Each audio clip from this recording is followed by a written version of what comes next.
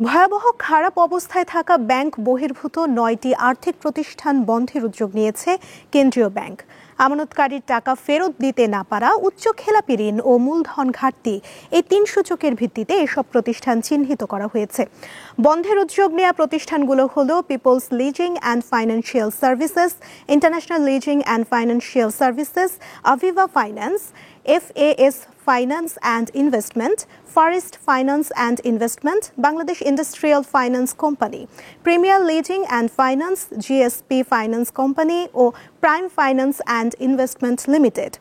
এর আগে গত মে মাসে খারাপ অবস্থায় থাকা 20টি আর্থিক প্রতিষ্ঠানের লাইসেন্স কেন বাতিল করা হবে না জানতে চেয়ে নোটিশ দেয় বাংলাদেশ ব্যাংক।